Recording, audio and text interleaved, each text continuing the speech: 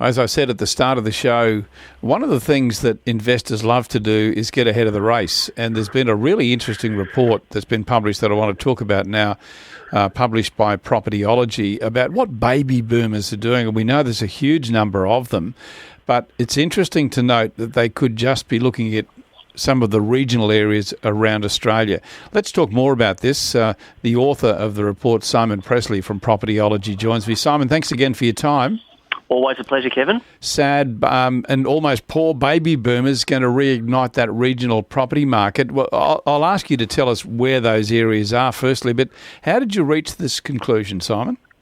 It's logic, I think, really. Yes, what we do know is that the baby boomer generation, those born between 1946 and 64, is 4.5 million people, or 20% of our national population. So we're talking about a big segment of the population, and a large percentage of them don't have sufficient retirement savings. Yeah. So and obviously they're all going to exit the workforce at different times. But as they do, and they're confronted with what options have we got to fund a better lifestyle, in a lot of cases they will say, "Oh, I'm attracted to downsizing my family home, relocating to somewhere that's a lot more affordable," and that will open up all sorts of opportunities throughout regional Australia. Yeah, because many of these baby boomers only enjoyed some of the superannuation contribution benefits toward the end of their working life, so they've got a fairly limited amount of saving, I would imagine. Absolutely. Now, it's really, really hard to get official data out of governments on this. I'm sure it's there in Treasury somewhere, but official data, so last census, 2011, there was 3 million Australians who were 65 years or older, and 2.5 million are receiving an age pension. Okay. It's a big number. Gives us a bit of an insight then as to how big that number really is overall, isn't it? Absolutely. Now, an age pension, what is it for a couple? It's about $31,000 per year. Mm. So the odds are most of the baby boomers will be, their current combined household income before they exit the workforce, in a lot of cases, will be a lot more than $31,000. Yeah. So the thought of significantly decreasing their lifestyle won't be appealing. And when they work through, well, what options have I got? Because obviously it's too late at that stage to invest. What options have we got? Some might say, I'll paint a scenario.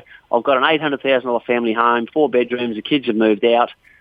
What if I sold that to a $400,000 property and freed up this extra cash? That can supplement my pension. But then, where can I buy that $400,000 property that I'm still going to be comfortable living a lifestyle? A capital city, probably not going to tick the boxes, but different parts of regional Australia might. Yeah.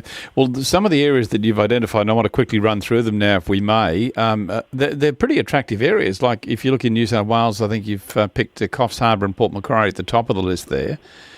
Yeah, look, that's right. And some of these places, those who've lived most or all their life in a capital city might have been to these places for a holiday. Yes. So, in Western Australia, beautiful places like Busselton, Bunbury, Albany, Geraldton, certainly nothing wrong with lifestyles there. And typical houses worth between, say, $300,000 and $450,000. New South Wales, as you said, Kevin, Coffs Harbour, Port Macquarie, they're probably more of the expensive options in regional New South Wales. But you've got places inland, beautiful places like Orange, Bathurst, Dubbo. For those who don't have to have a coastal change, but prefer the tree change, places like that. Queensland's littered with places up and down the coast, from Cairns, Townsville, Harvey Bay, Sunshine Coast and Gold Coast. Still a little bit expensive, but relatively very affordable compared to, say, Sydney, Melbourne. Yeah, just in Queensland, Toowoomba is a great market. I know it's one of the areas you did pick, but yeah. So demand for accommodation comes in different formats. Often as property market analysts, we're referring to things to do with an economy that's going to create more jobs. And that will always be applicable. But here's another form of demand, and that's in the form of extra demand for accommodation from baby boomers relocating from a bigger city to a smaller regional city. Yeah. Tasmania, let's not miss out on Tasmania. Hobart, Launceston, Devon, Port Burnie. And of course, Tasmania overall is still a very, very affordable state, isn't it? The most affordable state in Australia, and Tasmania at large, not just Hobart, is already well renowned as a very, very popular retirement place. beautiful golf courses, best restaurants, cafes, alcoholic beverages, amongst the best, premium in the world, and exceptionally affordable accommodation. So this is why Tasmania's average household age is already above the national average, because lots of people in the baby boomer generation have already said, we want to retire there. Here's a bit of trivia for you, Simon, off the subject, but did you know that Brisbane was actually a cheaper capital city than Hobart back in 1975? Is that right? It is right. I was quite amazed. In fact, Brisbane was the cheapest capital city in all of Australia in 1975. That might be reflective of how old Brisbane is in the context of other capital cities. Brisbane's a baby, really, and Hobart's actually Australia's second oldest city outside of Melbourne. Just to wrap up, if we could, just tell me about capital growth in some of these regional areas compared to the cap cities over the last, say, 10, 15 years. Yeah, look, it can be a misconception that capital cities have experienced higher capital growth than regional things. It's a gross generalisation, really.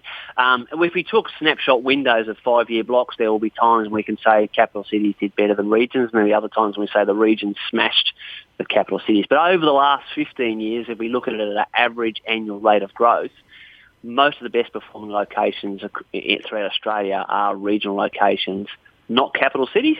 And then when you add to that the better rental yields that regions typically offer, the total return on investment has historically been better in regions than capital cities. Always great talking to you, Simon Presley from Propertyology, propertyology.com.au. Simon, of course, has been 3 times the winner of the REIA and REIQ Buyers Agent of the Year Award. Congratulations for that, Simon, and also thanks for joining us today on the show. Always a pleasure. Talk to you next time, Kevin.